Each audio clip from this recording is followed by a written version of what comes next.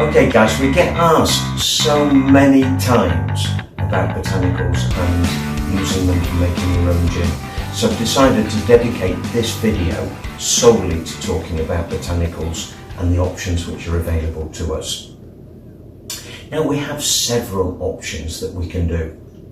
The first and the very simple way is that when we make a wash, i.e. 25 litres in a bucket, we're going to use the pure yeast, we're going to use turbo carbon. We can put in botanicals into that wash. They are going to flavour the wash somewhat. Not massively, but they will pick up some of the botanical flavours. So we then do it in the normal way. We actually fine it, clear it, and then we can put it into the T500. Those flavours which are then in the liquid will come out in the alcohol that's coming through. They won't be massively strong, but they will come through. So that's option one.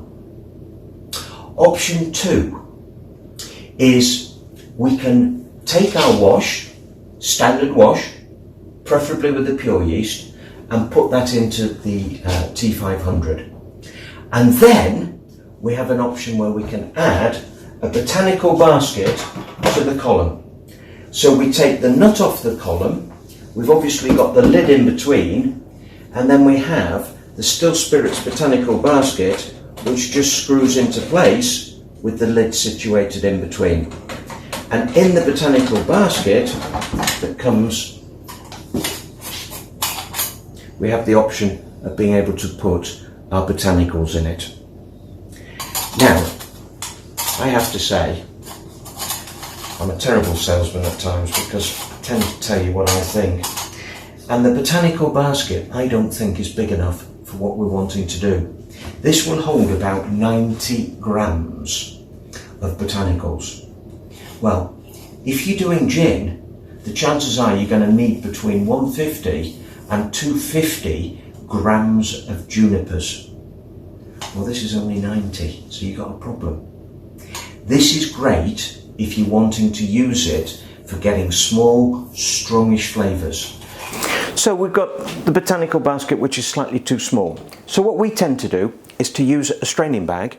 We put all the botanicals into the straining bag that we're going to use, and then we can literally just tie a knot in the top, or we can use the string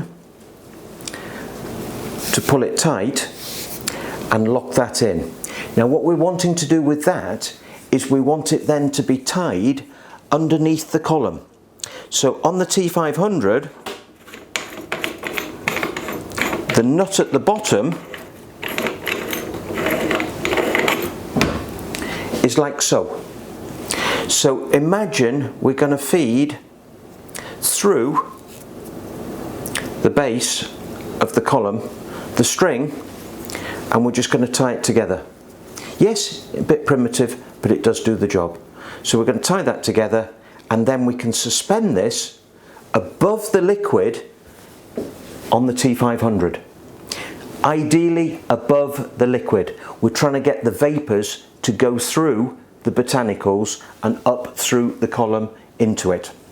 So we're suspending that above the liquid on the T500. So that's second option that we've got available to us. The third option is we can actually take our alcohol that we've run through the T500, that we've collected, and we dilute that down to less than 50%. We then run it through the carbon filter, and we've now got 40% alcohol, which is basically our gin strength, and then we can add our raw botanicals to the gin and soak it for 24-48 hours. There's no time limit on any of these. It's what works for you and what is good. There are many of the top gin producers who would do it this particular way. That would be the favourite method. The trouble is, once we've done it, we have then got alcohol which will taste of gin but will be coloured. It will, chances are, going to be quite brown because it will pick up the brown tinge from the junipers. and it will mean then that we have to redistill it. So what we would then do is we'd put it back into the still with some water already present, put the liquid back in, the 40% gin, run it and collect. We can then dilute our collected spirit back down to 40, and that will be our gin. So it's quite simple to do. If we didn't want to redistill it and we were happy to have it brown, that would be called bathhouse gin. Bathhouse is a cheap option, or a cheaper option of gin, and was used a lot in the olden days where people weren't prepared to pay the extra for the second distillation. So it was a much better value product, but it wasn't quite so refined as the second distilled gin.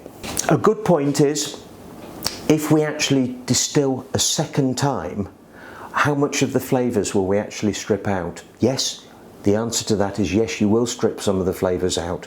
So as a general rule, what you are better doing is making sure it is a stronger taste than it would be if you weren't double distilling. Because you know you're going to lose some of those flavours, we want it to be stronger when it goes back in the machine than maybe you would want to have if it hadn't been in the machine, if you see what I mean. So those are your options on your gin.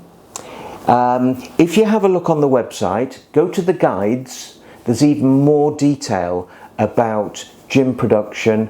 We also give you some really good ideas on how much of botanicals to use depending on what you're wanting to do. Have a look at those guides and see where you are with it. If you need any more help, just email us info@lovebrewing.co.uk. But that basically covers the botanicals.